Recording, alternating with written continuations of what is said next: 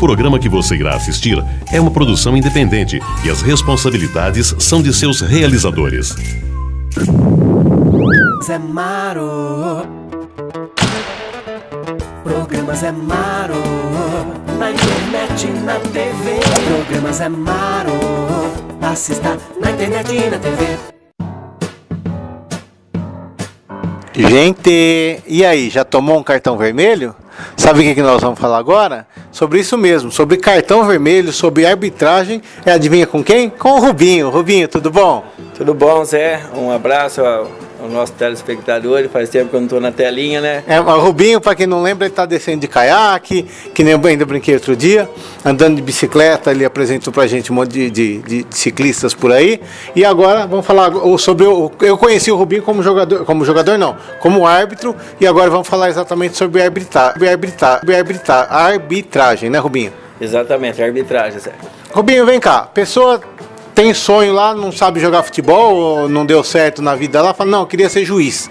Ou apitar jogo por hobby, assim, ou se não profissional. Por onde que começa um juiz? Existe faculdade? Como que o que a pessoa tem que fazer para se tornar um juiz de futebol? Um juiz de futebol profissional tem que procurar a Federação Paulista de Futebol. Tem o site lá, a pessoa entra lá, veja como que é a inscrição, a idade, as exigências, tá tudo lá no site. Mas é para fazer uma prova ou para fazer um curso? Não, fazer o curso, para ele poder apitar profissionalmente. E o curso é de quanto tempo? Olha, é 1 ano de duração. Lá em São Paulo. E é como se fosse uma faculdade, assim, vai aula todo dia, tem matéria, como que é? Olha, tem a matéria lá, ele vai uma vez por semana e ele faz lá tudo, depois tem a outra aula prática ainda para depois ele começar a apitar futebol. É difícil também. Ele tem aula todo dia ou uma vez por semana? É só uma vez? É uma vez por semana. Então se alguém quiser, só tem em São Paulo aqui perto, assim, não tem outro Ribeirão, essas coisas, não tem nada? Não tem. Tem os cursos que faz o básico, preparação, mas nada oficial. Ele não consegue engrenar na profissão de árbitro de futebol. Ele tem que fazer a Federação Paulista. Então ele entra no site, procura as informações e tem que se inscrever. Tem um vestibular, alguma coisa? Ou é só qualquer pessoa, que a pessoa que é lá consegue entrar? Não, tem as provinhas para fazer. Não é assim de qualquer jeito que vai fazer. E tem alguma taxa para pagar ou é de graça lá? Não, é tudo pago. Até o ano passado era um salário mínimo. Por mês? Por mês. Então quem quiser ser árbitro tem que estudar para o preparatório, vai para São Paulo, faz a prova e depois tem que ir uma vez por semana, durante um ano, para ir fazendo as provas, tudo para se tornar um árbitro oficial. Exatamente, é isso daí mesmo que você disse. Tudo isso para estar no meio do campo e as pessoas falando da mamãe, né? Exatamente, para ter esse privilégio de ouvir tudo isso daí ainda tem que ficar 1 ano na escola. E Rubinho, vem cá. Dá para viver de arbitragem só hoje em dia? Quem se torna um juiz profissional? A pessoa é só árbitro ou acaba se tornando um bico? Como que é essa parte? Não, ele tem o seu trabalho no dia a dia, né? Então ele junta os dois para ter uma renda melhor, né? E o juiz no meio do campo, é verdade, ele corre muito mais que os jogadores normalmente? Ele corre muito mais, ele tem que estar em todos os lugares, ele tem que estar no lugar que ele tenha uma visão plena do que estar convicto que ele vai apitar. Porque se você está num lugar que não está privilegiando a sua visão, você pode errar ou pode acertar. E o juiz tem que acertar, ele não tem que ficar errando e acertando, ele tem que só acertar. E Rubinho, quanto tempo que você é árbitro de futebol? Eu sou árbitro de futebol amador uns 20 anos, mais ou menos. Você falou amador, agora eu te esqueci. Para fazer esse curso é para ser o profissional. No caso você é amador, você fez algum curso? Como que foi isso? A gente faz as palestras, faz os cursos, aí tem bastante curso mesmo. Aí você faz em todos os lugares. Aí é qualquer cidade que dá o curso de arbitragem, você vai lá, faz, pega o seu certificado, está sempre aprimorando, está sempre mais próximo das regras do futebol, porque você sempre vai mudando as regras, então você tem que estar sempre fazendo seus cursos.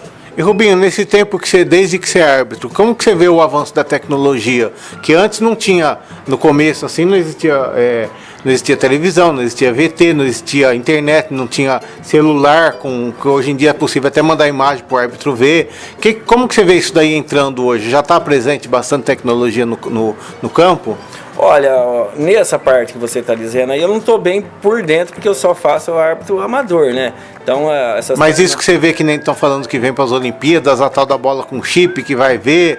Como que você vê isso daí na vida de um árbitro? Está facilitando ou está tirando o árbitro do gramado e estaria um computador assim? Você acha que uma máquina vai substituir um árbitro no campo porque vai estar tudo marcado, tudo chipado, assim, vamos falar assim? Não, não vai substituir. O árbitro é insubstituível, né, no campo de futebol. Isso daí eles vão tentar facilitar para o árbitro, mas substituir o árbitro vai ser meio difícil. Então essa tecnologia estaria só para o árbitro checar, para ter o material de apoio, mas a palavra final sempre seria do árbitro, então. Sempre seria do árbitro.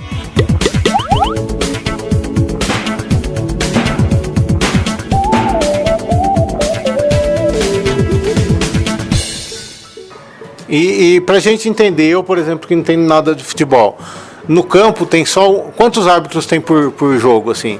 Tem o árbitro central, os dois, o árbitro assistente número 1, o árbitro assistente número 2 e o quarto árbitro que fica cada gol de um lado, o quarto árbitro do outro lado. Então, e tem assim... Então são 5. 5, mas tem um árbitro que é de um time e um árbitro que fica de olho só no outro, como que é isso? Não é de um time, é do trio de arbitragem, né? Então, aí a federação coloca os árbitros lá, que eles são escalados, então vai os 5 árbitros. O árbitro central, os 2 assistentes e um de cada lado do gol. E o árbitro, ele é decisivo, o que ele falou lá vale palavra, ou quem seria acima do árbitro se, por exemplo, que nem eles falam, juiz errou, papapá, depois de um jogo, tem algum recurso, alguma coisa que eles entram para ir contra o que o árbitro fez, ou o que o árbitro está feito não se fala mais? Ali do que o árbitro foi feito ali, vai ser dificilmente vai derrubar a decisão do árbitro, você entendeu? Então o árbitro que decide tudo é o árbitro central, o árbitro que apita o jogo. Normalmente morre tudo, o que ele falou é palavra e acabou. Se interessa se ele está errado ou não, normalmente eles costumam se manter, é assim? O árbitro ali, ele mantém a decisão dele, aí cabe a alguém julgar o trabalho dele, mas a decisão do resultado do jogo, dificilmente ele vai ser mudado. E Rubinho, agora vamos para o lado das curiosidades, que eu comecei a entrevista a gente falando, o tal do cartão vermelho e o cartão amarelo. Esses daqui são os cartões oficiais, é assim? Isso, dessa forma que você está vendo aí na... Que sempre vê, você pensava que era só um cartão vermelho inteiro. E se a gente puder ver, ó, tá escrito FIFA, tal, tem um nome aqui. O que é esse nome aqui do Wilson, alguma coisa que está aqui? Wilson Luiz Seneme, isso daí que eu ganhei dele. A pessoa tem tão personalizado. Ele personaliza o nome dele nos cartões que ele tem. E atrás do cartão, isso daqui é padrão que tem. Para cada jogo que você faz, você coloca, pode marcar alguma coisa. Tem isso, que você está vendo ali, então, a marcação dos números que você marca o cartão amarelo, o tempo do jogo, o tempo que você deu o cartão e a marcação do gol também, para cada equipe. E tem o amarelo e o vermelho. Normalmente costuma se dar muito cartão em jogo hoje em dia. Tem aumentado, diminuindo ou tá a mesma coisa de uns tempos pra cá? Olha, eu vou falar do campeonato amador, né? Aqui em São Carlos, né? Aqui em São Carlos, porque o profissional não consegui ser mesmo. Então, mas tem se mostrado bastante cartão amarelo. O vermelho é um pouco mais difícil de mostrar, mas tem mostrado também uma quantidade razoável. Vou te esperar na minha humilde residência pra poder ver o Zemaro. E Rubinho, aqui nós estamos gravando no seu QG, né? O que é essa camisa vermelha que está aqui de fundo? Que time que é esse? Não, é o time da arbitragem, é do meu amigo Wilson Luiz Seneme, o árbitro da FIFA e da Federação Paulista de Futebol. A camisa é vermelha porque é de juiz, é isso? Existem várias cores de camisa, que essa daí ele me deu, eu guardei como recordação, fiz até um quadro aí, porque a gente se espelha no trabalho dele, que é um trabalho muito sério, né? Então, quem acompanhou toda a trajetória do Wilson, então a gente sabe como que ele costuma trabalhar. E ele presenteou com essa camisa e eu guardei até hoje. E sempre vai ficar guardado aqui na minha casa. Ô Rubinho, esse Wilson que você está falando, ele é são carlense? O árbitro aqui da cidade de São Carlos, que é o nome correto dele é Wilson Luiz Seneme. E ele apita jogo até da Olimpíada? Ele vai da Olimpíada não, da Copa? Como que é? Ele já apitou? Não, ele foi pré-selecionado para apitar a Copa do Mundo aqui no Brasil. Então ele está fazendo suas preparação para que quando chegar a Copa ele já está tudo na cabeça dele. Não sei como que ele trabalha, porque ele é o profissional, né, da área dele. Então ele vai se preparar o melhor trabalho dele, da vida dele. Gente, São Carlense está arriscado a apitar jogo aqui no Brasil, então, na Não, Copa. Arriscado não, se ele É certo? É certo, isso daí não, a decisão já foi tomada, então aí ele é o árbitro selecionado para apitar a Copa do Mundo aqui no Brasil. Agora, que nem você falou que está selecionado, você me falou que tem 5 árbitros normalmente por jogo. Se ele vai ser o central, se ele vai ser o auxiliar, isso daí já está definido? Ou ele já é escalado para ser o central, auxiliar, ou é sorteio? Como que é essa decisão depois? Não, aí a decisão é a comissão organizadora da Copa, aí, mas ele é o árbitro central, é o árbitro que manda em tudo. Mas isso daí está pré-definido já, a hora que for. Não, já é definido. A hora que ele se ele vai apitar lá o jogo no gramado, ele já é o árbitro central, ele que decide tudo.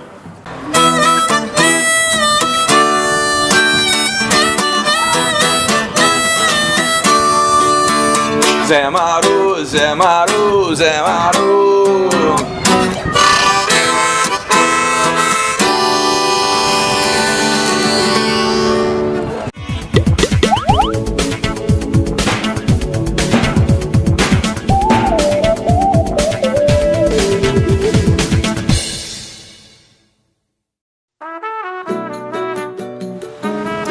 Gente, sabe onde eu tô hoje? Mercearia Chicander, aqui no final do Arroio Episcopal. A gente vem para um lugar diferente para quê? Para bater um papo, que o programa, como vocês sabem, cada hora a gente inventa um assunto, procura sempre coisas novas. E hoje nós vamos falar de um assunto muito sério e falar com as mamães, futuras mamães também. Como que é seu nome? Meu nome é Vânia Bezerra. A Vânia, sabe o que ela é? Doula. Você já ouviu falar de doula? Vânia, o que é uma doula? Uma doula é uma profissional que tem uma formação para acompanhar mulheres em trabalho de parto, para facilitar o parto, para tornar aquela experiência mais próxima daquilo que ela imaginou. Mas doula é uma enfermeira ou não é uma enfermeira? Não, é uma formação bem básica, tá? É um curso de uma semana, mas nessa semana a gente vê muita coisa sobre parto, sobre o funcionamento do parto, com o que a gente deve assustar, com o que não deve assustar, o que é normal, para poder trazer essa tranquilidade para as mulheres que a gente estiver acompanhando. Então, observar, por exemplo, esse sangramento que está tendo, não precisa se preocupar, que é assim mesmo, a bolsa rompeu, é assim mesmo. Mas a doula age só na hora do parto ou é antes que a doula age? Antes, Antes assim, quanto tempo antes? Vamos voltar do começo, que eu já introduzi já com o conceito de doula. A mulher está grávida. Daí, se ela quiser fazer pela filosofia, que a gente vai tentar passar um pouquinho aqui para você ver do usar ou não uma doula, mas a partir do momento que ela engravidou, ela já pode procurar uma doula para já começar a conversar, ver o que fazer? Para fazer um pouco de preparação para o parto. É uma parte importante do trabalho tirar um pouco do medo que a nossa sociedade em geral tem a respeito do parto, porque não é à toa que o Brasil é campeão de cesáreas, né, no mundo. Então, uma parte importante do trabalho é tirar os medos, mostrar, por exemplo, um bebê nascendo com um cordão enrolado no pescoço e que ele nasce muito bem. Então, um cordão enrolado no pescoço não é motivo para fazer cesárea. Quanto dura um trabalho de parto, que não é daquele jeito que aparece nos filmes, que rompe a bolsa. Que normalmente mãe de primeira viagem cai em tudo quanto é história que ouve por aí, né? Fica com muito medo. Eu vejo muitos médicos comodidade dos médicos. Porque é só você, não precisa ser aqui em São Carlos, qualquer lugar do Brasil. Você pode passar na maternidade, você vai ver que todos eles, a maioria marca parto de segunda-feira de manhã, véspera de feriado. É um absurdo isso, eu achei. Quando eu fiquei lendo esses assuntos, você fala, mas peraí, a naturalidade, né, da criança nascer a hora que for a hora, não é. Eles marcam na hora que convém. Então o que é? Final de semana, então vamos marcar na sexta-feira para não atrasar o feriado. Tem feriado prolongado, vai nascer aqui. Então é uma coisa que era natural, está se tornando mecânico e totalmente, eu acho um absurdo isso, né? E a doula estaria aí primeiro para você trazer para esse lado do parto natural, para voltar a isso, e acompanhar, dar segurança para a grávida, tentando forçar não, tentando incentivar o parto natural, seria isso? Uma das metas que a gente tem é sempre aproximar o parto o mais possível do natural e que as intervenções médicas elas sejam feitas só quando forem necessárias mesmo, né? Então, a cesárea é uma cirurgia muito bem-vinda para aqueles poucos casos em que ela é realmente necessária. E tem também um lance, se eu não me engano, é que a maioria, quando é assim, é no particular. Mas o SUS parece que tem um lance que eles são obrigados, as maternidades têm um índice, né, que de mínimo de cesárea, de mínimo não, de máxima de cesárea, tem alguma coisa assim também, né? Sim, eles têm uma meta, digamos, a cumprir. Parece que ele parece normal. De parto normal que eles são obrigados a fazer. E só uma pausinha, é o seguinte: se tiver algum médico, alguém com ponto de vista diferente que defende cesárea, então ó, dá uma olhada, eu sou todo ouvidos.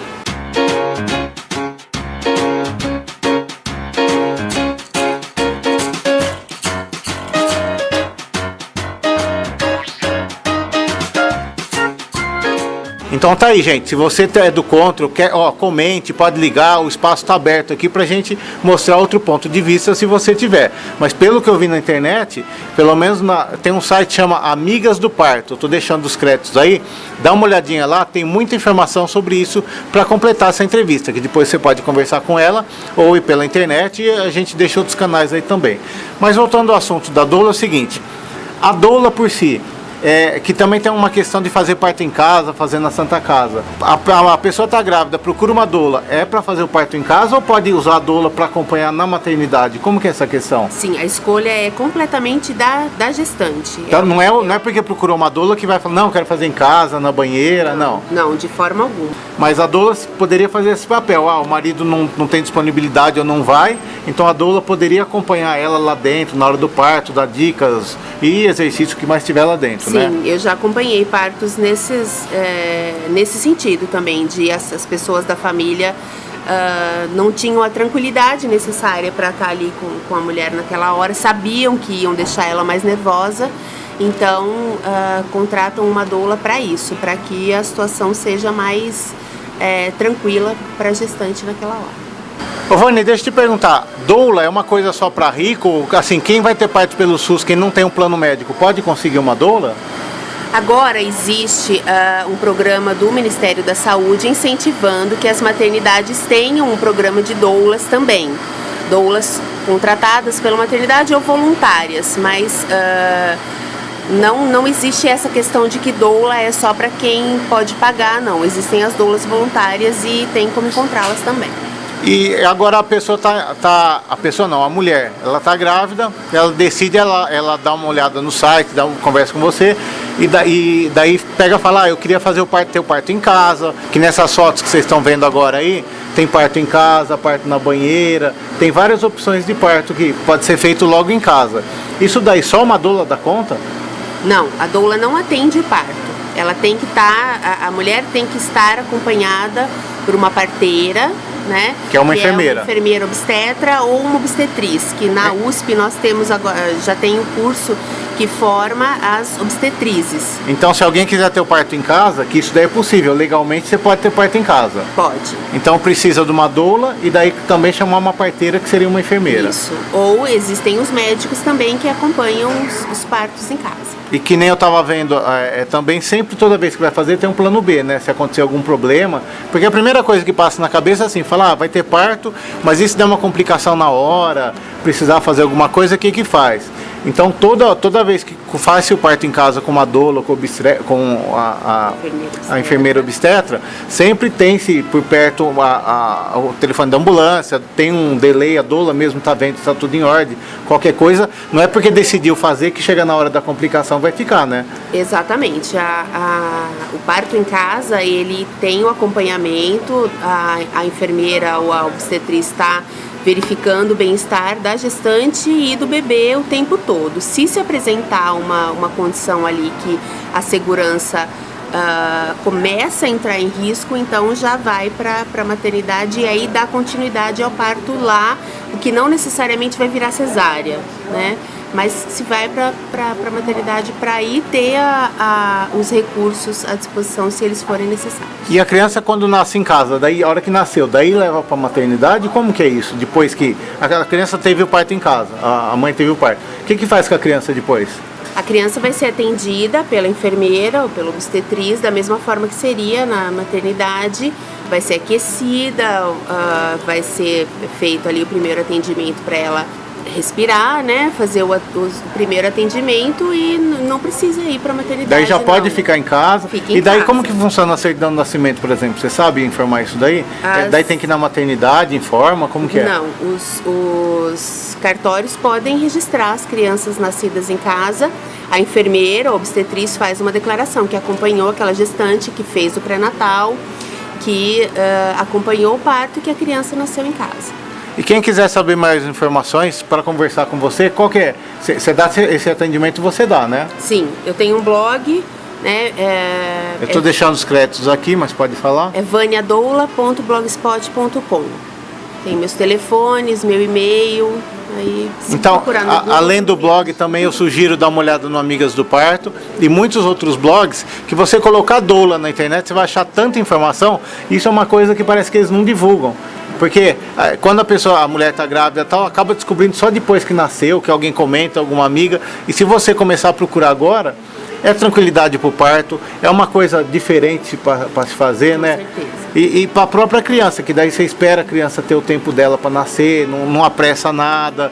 Tem estudo sobre isso, não tem? Que criança que nasce assim é mais calma. O que você pode dizer para gente? Exatamente, isso é um ponto muito importante, é esperar a criança dar o sinal de que ela está pronta para nascer. Então, nem é porque passou de 40 semanas a gestação que precisa ir para cesárea. A gente pode esperar até 42. Passou de 42, não precisa ir para cesárea. Aí pode-se pensar em indução do parto. Então, e a criança que vem no seu tempo, ela vem em condições bem diferenciadas. Ela vai ser, sim, uma criança com mais saúde, com toda certeza. E, gente, são coisas que normalmente, primeira viagem, a maioria dos marinheiros de primeira viagem cai, né? Também tem aquela história que eu estava vendo na internet que diz que a maioria não, em geral, não vou generalizar para não falar que é nem aqui nem em outra cidade. A mulher entra em trabalho de parto, comecinho no hospital, eles já colocam o soro com uma substância que eu não sei qual que é, não lembro agora, que aquilo acelera o parto. Exatamente. Só que essa substância aí, como que é o nome? Ocitocina. Ocitocina. Diz que tem efeitos colaterais que eles não avisam a mãe, que pode dar complicação depois. Então, que são coisas que eles fazem para agilizar, que pode acabar complicando. É 1 em 1 milhão, mas esse 1 pode ser você, né? Com certeza. A ocitocina sintética, no caso, ela vai fazer as contrações ficarem mais fortes do que elas seriam naturalmente, né? E isso pode, por exemplo, abaixar a oxigenação do feto. Existem algumas coisas que se faz rotineiramente no atendimento tradicional na maternidade que faz abaixar a oxigenação do feto. Então, atender a mulher com a barriga para cima, naquela posição ginecológica tradicional, faz abaixar a oxigenação do feto. Colocar o soro quando ele não é necessário, né? Vai fazer abaixar a oxigenação do feto. Mandar ela fazer força comprida, quando ela não está sentindo vontade de fazer força ainda, vai baixar a oxigenação do feto. Então, no mínimo, são 3 coisas que se faz com quase todas e que fazem Que pode esse bebê fazer mal. nascer pior. Gente, se informa, conversa com ela, tá o blog dela, tá os sites que eu tô passando os créditos aí, que informação nunca é demais.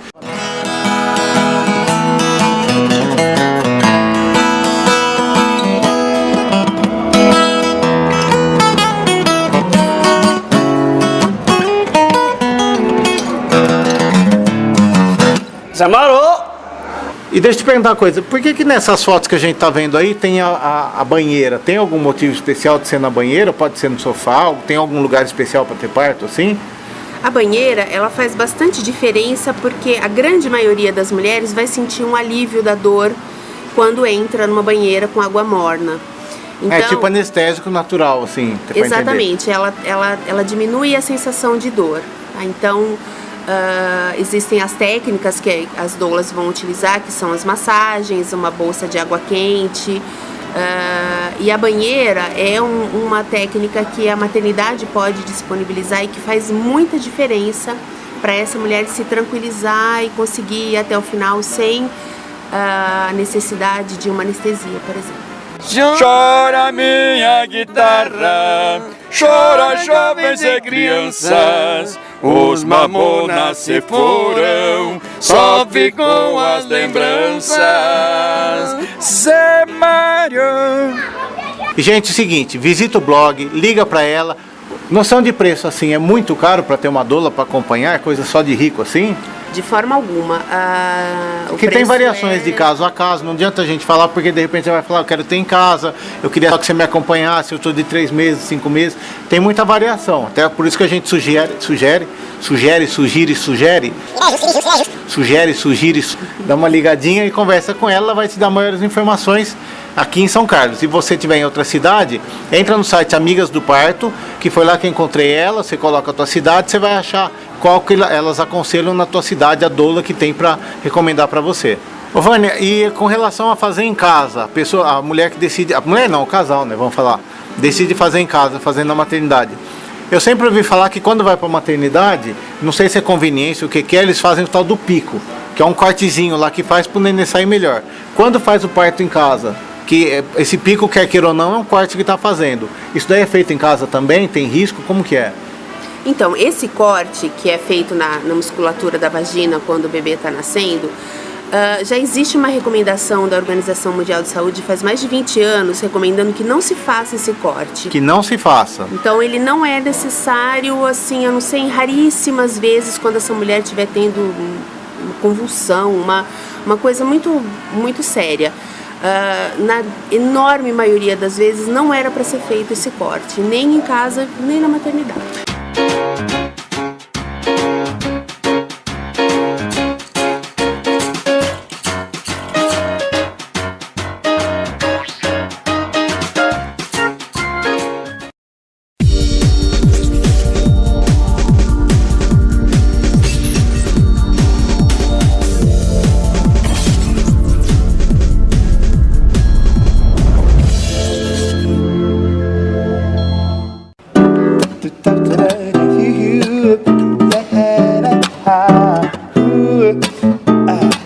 Eu tô aqui com o Zé Maru, tô aqui com o Zé Maru.